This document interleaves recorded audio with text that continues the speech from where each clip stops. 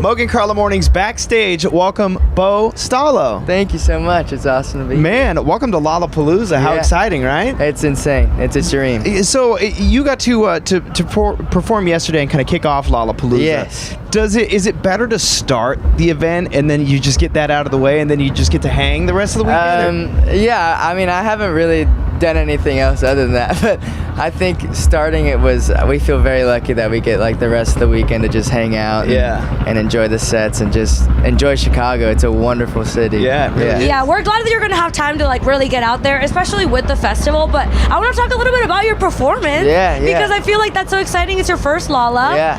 What was it like before you got on stage? Like, what was the first thing that you did? Because I feel like I would need to take 29 deep breaths. Oh yeah, I struggle with nerves doing anything, and I think these shows are some big, heavy-hitting shows.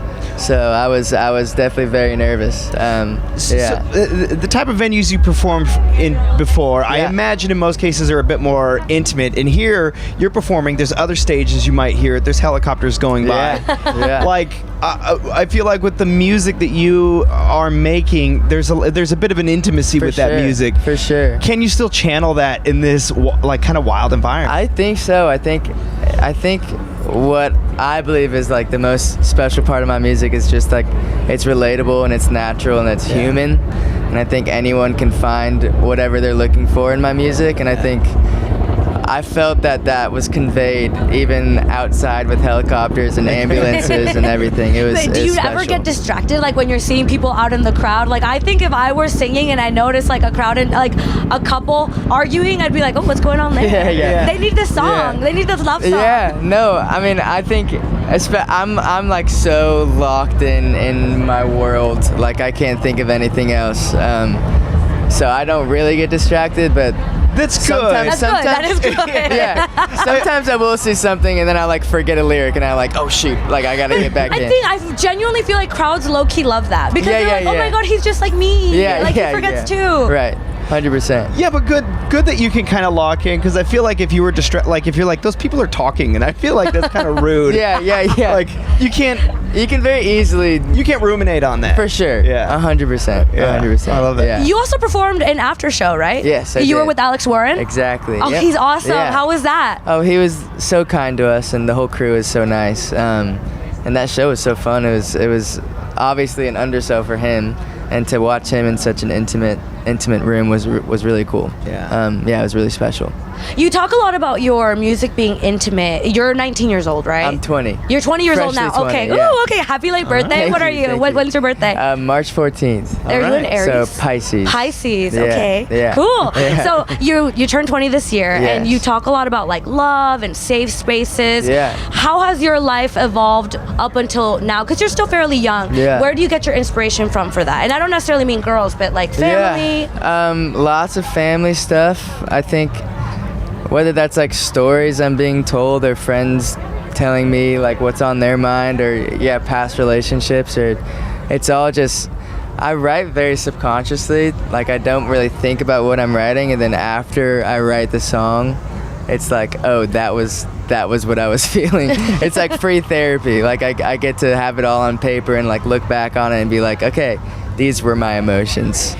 So yeah. You know, that's really wonderful, and I wonder sometimes with people. Khalid is somebody who he got his start really young and had like such a soulful vibe. Totally. I got a chance to talk to Benson Boone a few years ago, and he was singing about love, and he said to me, I've never been in love, but I can write about love. Totally. Have you felt those emotions, or can you it's just maybe in a past life you experienced it and you could put pen to paper and experience it again? I think it's both. I think it depends. I think I pull from love in all different areas, whether that's friendships or parents or whatever. I think love is a very universal thing. So yeah. And you have your songs, you have The Garden, you have Angelina. What's your process when I know you said you're a subconscious writer, but do you ever actually get an idea in your head and you're like, ooh, I think I want to create a story or like a world? Sometimes I'll like think of a weird phrase or something funny. One of my favorite artists, Jake Minch, He always says like your best lyrics are like your funniest thoughts, and so he tells me to, or he tells everybody to just like write a bunch of thoughts, whether that's on paper or in your notes app. And so I have like thousands and thousands of like weird notes that I will always try to find a way to fit into a song. Those weird intrusive thoughts. Yeah, exactly. I love that. Yeah. Is there a vulnerability in sharing the weird intrusive thoughts? Like 100%. When you share a new song with even like your family and stuff, are you nervous or are you like, hell yeah, check this out? I think I've gotten past the nerves with my family. Okay. I feel like I trust them with their honesty, and I know that they'll be like, I don't know if I really like this one. Oh, and you've gotten that. For sure. Okay, yeah. Those are people who really truly care for you and love for sure. you. Yeah, and my manager's the same way. Like, you need that. 100%. Yeah. He's like my rock with everything. So I think that it's funny when people say calling the baby ugly.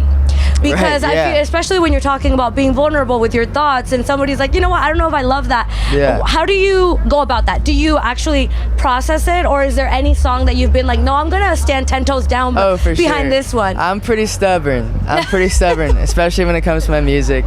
I'm pretty stubborn with it. But you know, trust is very important, so you got to trust the people around you. But nonetheless, I'm very stubborn with my music, and if I like it, I will very much fight for it until it's released. Love that. So the album, The Garden. Yeah. I'm very curious your relationship with gardens. Do you have one? If you did have one, or if you do, what is or would be in said garden? What would you grow? Oh man, dude, I'm a sucker for those like cool like hedge mazes. Oh, like in like old Italian or Parisian. Like I love that. Was not expecting that. I was thinking you were gonna be like, well, I like fresh mint in my iced tea. No, so I love like a big maze garden. Me and my roommate John, who actually plays drums for me, we have our own garden at our house, and it's been producing, and we're very proud of it. It is. Can you teach my wife a little bit about gardening? Sure. She spent $300 on plants last month, and they're all dead. Yeah. I give all my props to John, so you can ask John. Well, I mean, John's your drummer, so he's good with his hands. He's got that green thumb and the beat of the thumb. Exactly. Well, listen. Thank you so much for spending a few minutes with us. Congrats on Lollapalooza. How can we find you? How can the world find you? It's just Bo Staloch everywhere. All right, Bo Staloch. There we go. Yeah. Thank you so much. I appreciate it. Yeah. Great. Good luck with your garden. Thank you so much. Thank you. Thank you.